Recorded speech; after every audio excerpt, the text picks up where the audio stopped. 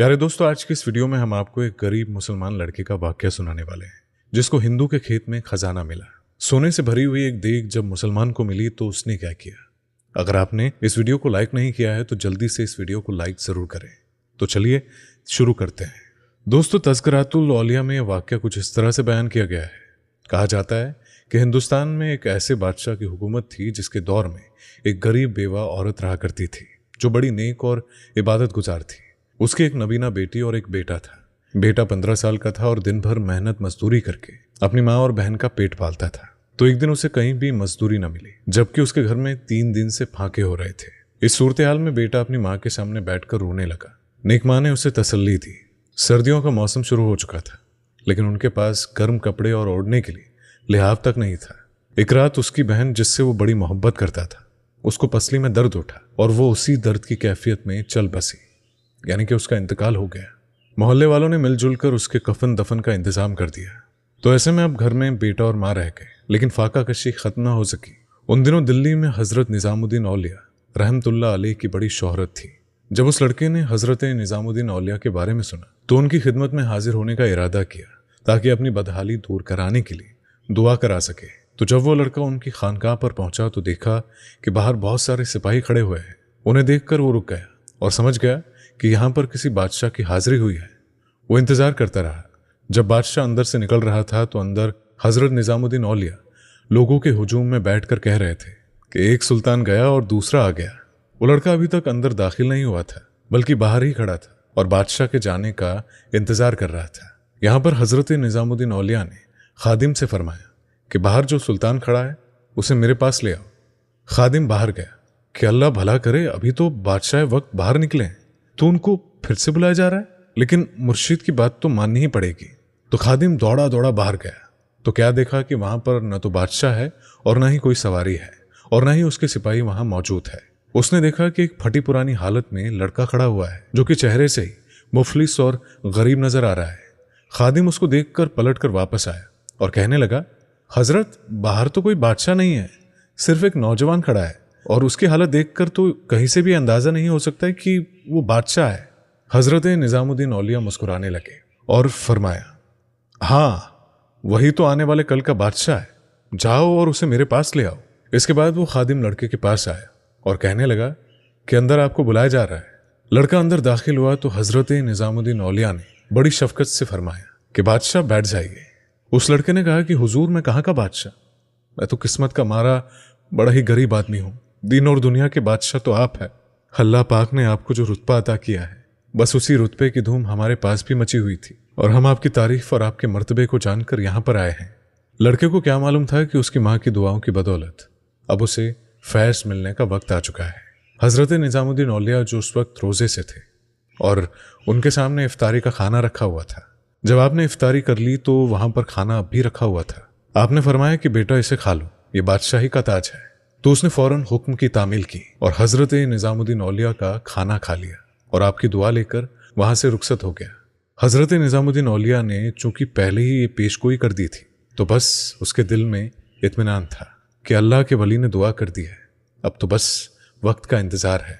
अब उसके पास कोई काम तो नहीं था, लेकिन अचानक ऐसा हुआ कि मजदूरी की तलाश करते करते कुछ दिनों के बाद उस लड़के को हिंदू ब्राह्मण के खेत में हल चलाने की मुलाजमत मिल गई। जब उसको काम मिला तो उसने कहा कि खाली बैठे रहने से अच्छा है कि मैं हाथ पैर चला लूं। तो ऐसे में वो उस ब्राह्मण के खेत में हल चलाने लगा। तो एक दिन हल चलाते हुए उस लड़के को जमीन के अंदर से सोने के सिक्के और अशरफियों से भरी एक देग मिली। लड़का बहुत हैरान हुआ। अगर वो चाहता तो उस देग को लेकर वहां से चला जाता और आराम से खाता, लेकिन क्योंकि वो अमानतदार था, ईमानदार था, तो उसने खयानत करने के बजाय वो जो देग थी वो उसने ब्राह्मण के हवाले कर दी। वो हिंदू ब्राह्मण भी उसकी ईमानदारी से बड़ा खुश हुआ कि इतनी बड़ी देग मिलना और देग को देखकर लालच में ना आना और उनमें से एक भी अशरफी ना लेना, एक भी सोने का सिक्का ना लेना। जाहिर सी बात है, ऐसे ने एक नौजवान को कौन याद नहीं रखेगा। कोई गैर मुस्लिम भी होगा तो उसके काम से बहुत खुश होगा। वो ब्राह्मण भी बहुत खुश हुआ और बादशाह के दरबार में हाजिर हुआ। उसने कहा कि आपकी खिदमत में तोहफा पेश करना चाहता हूँ। उसने बड़ी सी देग बादशाह के हवाले की और कहा, ये मेरे खेत से निकली है और ये कहकर आपके हवाले कर रहा हूँ कि इस देग को निकालने वाला मेरा एक मुलाजिम है जो मुसलमान है। वो काफ़ी दिनों से बड़ी मेहनत से मेरे खेतों पर काम कर रहा है वो गरीब है लेकिन उसने एक सिक्का भी इस देश से नहीं लिया है। मैं उसकी ईमानदारी से बड़ा खुश हुआ हूं। वह हिंदू ब्राह्मण उसकी ईमानदारी के बारे में बादशाह को बताने लगा तो बादशाह बहुत खुश हुआ। उसने कहा कि उस लड़के को हमारे दरबार में ले आओ।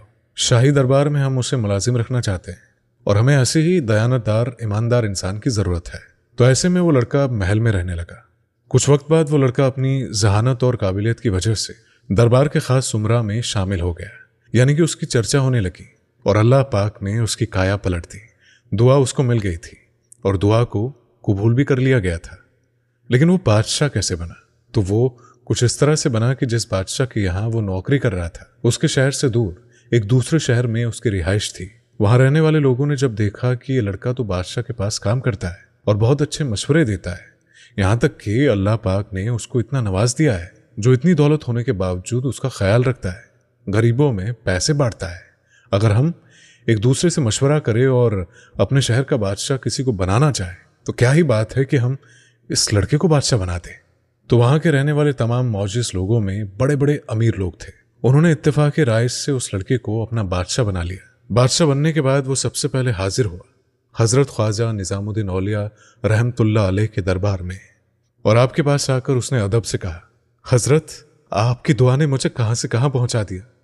अगर आप मेरे लिए दुआ नहीं करते तो मैं बादशाह नहीं होता। मुझे मेरे शहर का वो अमीर इंसान बना दिया गया है कि अगर आज मैं अपने मनसब को देखता हूं तो सोचता हूं कि मैं कहाँ गरीब नादान मिस्किन था कि मेरे घर में 3 दिन तक फाके हुआ करते थे। मेरी बहन इसी भूख से दुनिया से चली गई, लेकिन आपकी दुआ ने मेरी जिंदगी बदल दी। हजरत निजामुद्दीन औलिया मुस्कुराकर कहने लगे, तुम्हारे अच्छे अमल ने अल्लाह को खुश कर दिया है। आज जो कुछ भी तुम हो अल्लाह पाक की तुम पर मेहरबानी है। तुमने लालच नहीं की, तुमने हर इंसान का ख्याल रखा। तुमने ये नहीं देखा कि तुम किसी हिंदू के खेत में काम कर रहे हो। तुमने अमानत की चीज अमानतदार को दे दी। अगर तुम जरा भी चूक करते यानी कि गलती कर जाते और लालच में वो सिक्के अपने पास रख लेते, बेशक उनमें से एक ही सिक्का रखते, लेकिन कभी बादशाह नहीं बनते। तुम्हारे अमल ने तुम्हें बादशाह बनाया है क्योंकि अल्लाह पाक को तुम्हारा ये अमल पसंद आया है। सुभान अल्लाह। और जब वो बादशाह बना तो अक्सर कहा करता कि हजरत ख्वाजा निजामुद्दीन औलिया रहमतुल्लाह अलैह की दुआ ने मुझे गदाई से शाही तक पहुंचा दिया, वरना मैं तो एक गरीब इंसान था। कहाँ था मैं और कहाँ पहुंच गया। तो दोस्तों, इस वीडियो में बस इतना ही। अस्सलाम वालेकुम। अल्लाह हाफिज।